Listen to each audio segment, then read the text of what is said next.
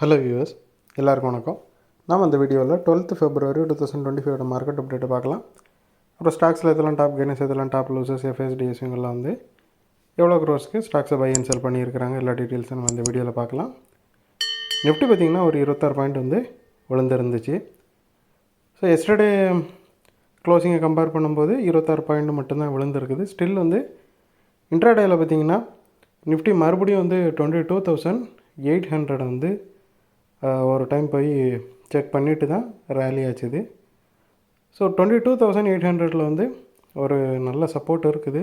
So எப்போல்லாம் அது வந்து மார்க்கெட்டு ரீச் ஆகுதோ அப்போல்லாம் வந்து ஒரு ரெக்கவரி ஆகிட்டுருக்குது.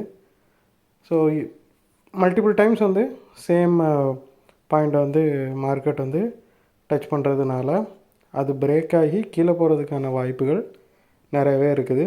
மார்க்கெட்டில் பெரிய பாசிட்டிவ் நியூஸஸ் இன்னும் நியர் ஃப்யூச்சரில் வரலன்னா மார்க்கெட் வந்து 22,800 பிரேக் பண்ணுறதுக்கான சான்சஸ் வந்து நிறையவே இருக்குது.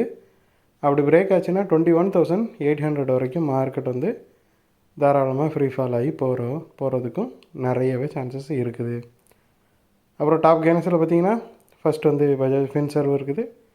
43 பாயிண்ட் வந்து ரேலி ஆகிருக்குது. ப்ரிஃபரன்ஷியல் டேக்ஸ் ரேட்ஸை வந்து அந்த நியூ டேக்ஸ் பில்லில் வந்து சேஞ்சு பண்ணாமல் இருக்கிறதுக்கான வாய்ப்புகள் அதிகமாக இருக்குது அப்படின்னு ஒரு நியூஸ் வெளியே வந்துருக்குது. ஸோ இது வந்து இன்சூரன்ஸ் கம்பெனிஸ் அப்புறம் பஜாஜ் ஃபின்சர்வ் போன்ற கம்பெனிகளுக்கு வந்து இது ரொம்பவே பாசிட்டிவ் நியூஸாக பார்க்கப்படுது.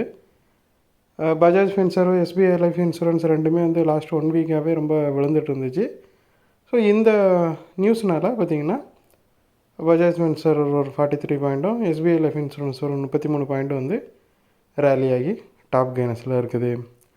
அப்புறம் டாப் லூசர்ஸில் பார்த்திங்கன்னா மஹிந்திரா அண்ட் மஹிந்திரா இருக்குது, ஒரு 98 பாயிண்ட் வந்து விழுந்துருக்குது. ஐச்சர் மோட்டார்ஸ் வந்து ஒரு 122 பாயிண்ட் வந்து விழுந்துருக்குது.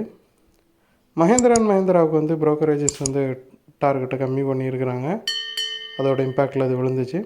ஐச்சர் மோட்டார் பார்த்திங்கன்னா Q3 ஏர்னிங்ஸ் வந்து வந்துருந்துச்சு, அது எக்ஸ்பெக்ட் பண்ணதோட ரொம்பவே லோவாக வந்ததுனால ஐச்சர் மோட்டார் வந்து இந்த அளவுக்கு விழுந்து டாப் லூசர்ஸில் செகண்ட் இருக்குது.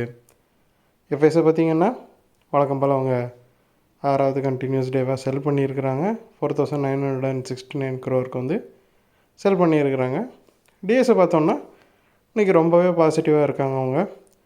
அவங்க வந்து 5,929 crore வந்து பை பண்ணியிருக்கிறாங்க. 6வது கண்டினியூஸ் டேவாக பை பண்ணுறாங்க. டிஎஸ் வந்து பார்த்திங்கன்னா வழக்கமாக எஃப்ஐஸை விட கம்மி, எஃப்ஐஸ் வந்து எவ்வளவு செல் பண்ணுறாங்களோ அதை விட கம்மியான அளவுக்கு தான் பை பண்ணிகிட்டு இருந்தாங்க. இப்போ பார்த்திங்கன்னா ஒரு 1,000 crore மேலே வந்து அதிகமாக பை பண்ணியிருக்காங்க டிஏஎஸு. டிஎஸோட இந்த பை தான் மார்க்கெட் வந்து 22,800க்கு கீழே போகாததுக்கு ஒரு காரணமாக அமைஞ்சிருந்தது. டிஎஸ்ட்டு வந்து பெரிய பை இல்லைன்னா கண்டிப்பாக இன்றைக்கி 22,800 பிரேக் பண்ணியிருக்கும் மார்க்கெட். ஸோ இந்த வீடியோவில் உங்களுக்கு கொடுத்த இன்ஃபர்மேஷன்ஸ் எல்லாம் கண்டிப்பாக ஹெல்ப்ஃபுல்லாக இருக்கும். நான் நம்புறேன் இது உங்களோட ஃபியூச்சர் ட்ரெயினிங் செஷனுக்கு கண்டிப்பாக ஹெல்ப் பண்ணும். இந்த வீடியோ உங்களுக்கு பிடிச்சிருந்துச்சின்னா லைக் பண்ணுங்கள், ஷேர் பண்ணுங்கள், மறக்காம சேனலுக்கு சப்ஸ்கிரைப் பண்ணுங்கள். அப்படியே இந்த பெல்லைக்கான கிளிக் பண்ணிங்கன்னா டெய்லி அப்டேட்ஸ் தவறாமல் கிடைக்கும். தேங்க்ஸ் ஃபார் வாட்சிங், கீப் சப்போர்ட்டிங். நான் இன்னொரு வீடியோவில் உங்களை சந்திக்கிறேன். தேங்க்யூ.